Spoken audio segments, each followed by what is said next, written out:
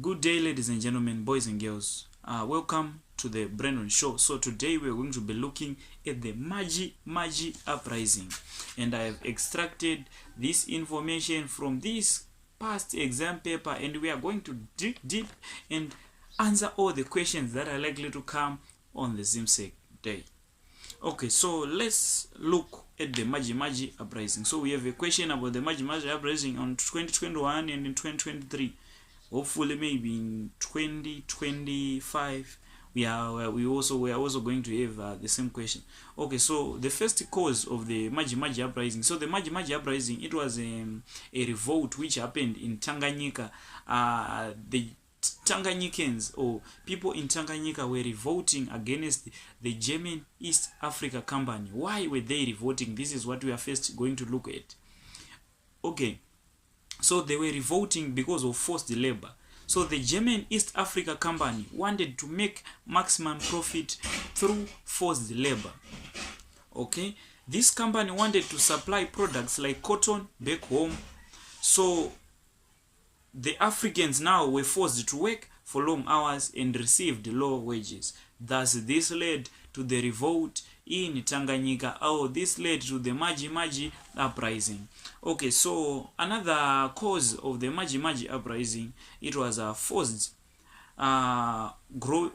of growing cash crops. Africans were forced to grow cash crops like cotton and coffee in Tanganyika. They wanted cotton to supply back to their home industries. Okay, they bought African cash crops at very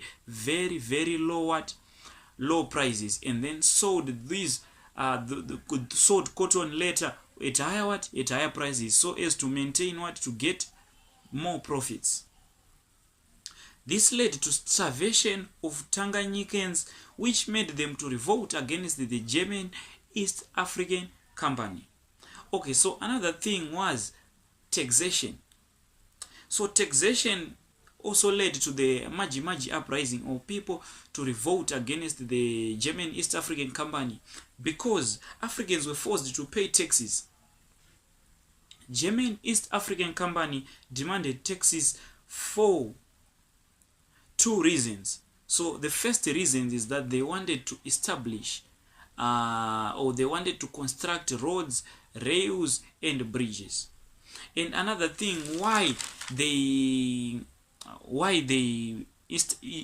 implemented taxation is that they wanted the Africans or the people in Tanganyika to work for them. So when they are burdened with taxation, they need to work and obtain money so as to pay those taxes. Okay, so there were taxes now. Taxes were paid indirect or directly. Okay, so another cause of the Maji-Maji uprising was the influence of spirit mediums. So Kinjikitile Ngwale influenced the Matumbi and Ngindo's area to revolt against the German East African Company. This guy called Kinjikitile Ngwale. So he was possessed by Kolelo snake cult.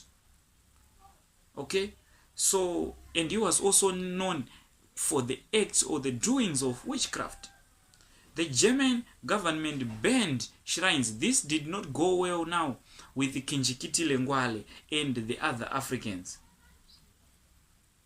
So now he saw the Germans as tampering with with their religion, African traditional religion. So now Kinjikitile Ngwale mixed the water with the millet and gave it to the locals. And he said that this acted as a bulletproof. So the influence now, the spirit mediums now, we see them influencing people to revolt or to go against the German East African Company, because their shrines or their sacred hearts have been tampered with. Okay, so another thing which led to the Maji-Maji uprising, we know as Chabruma personal cause. So we have a guy, Chabruma was a chief. Chabruma was a Ngoni chief. So one of his wives was seduced by a Ngoni man. So this Ngoni man now went and seek to hide and was protected by the what? By the Germans in their bombers.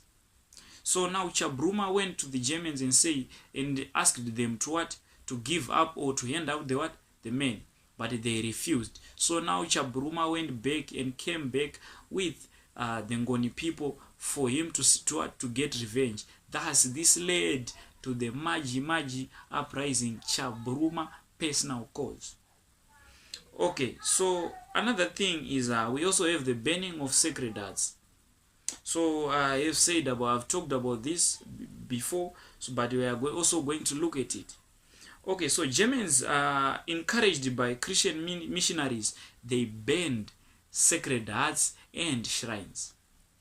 Okay, they used the argument that these shrines were heavens of what? Were heavens of witchcraft. Tampering with these shrines or sacred hearts now, it did not go well with the what? With the Africans, who believed that these shrines and this sacred heart protected them from diseases. Thus, this led to the Maji-Maji uprising. Okay, another thing, so I'm now left with 3 more things. Another thing which led to the rise or to the Maji-Maji uprising, it was the use of Akidas and the Jimbes. So Akidas were Arab Swahili known for their cruelty, and the Jumbes were local chiefs who were used as puppets by the Germans. Okay, Akidas and Jimbes were employed as foremen in plantations. They were also used as tax collectors and other things. They were also used for law enforcement. So these Akidas and Jimbes, they were brutal to Africans. They could ask for higher taxation more than they were told by the Germans. And they also raped African women, which were their people, because some of them now we see they were local chiefs. And the people didn't go well with this. Thus, they revolted against the Germans or the Germans East African Company. Okay, so another thing we have is loss of land. So now the Maasai people, we just believe that the Maasai people, they had big lands and they practiced what? Farming. That's this piece of lands they were taken by the Germans who wanted to grow cash crops like cotton and coffee.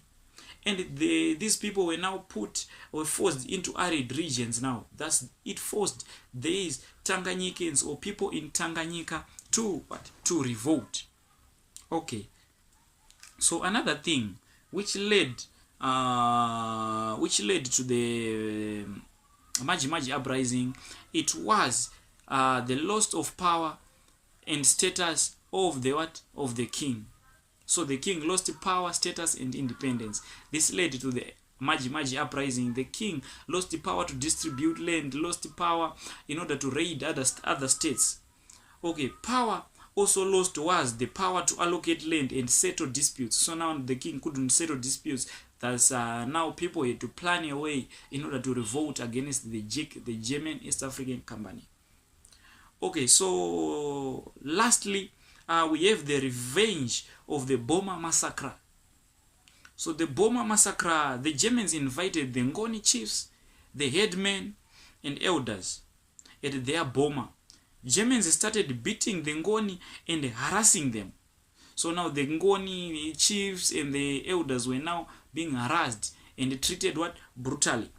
The group resisted harassment. Now they resisted harassment and provocation.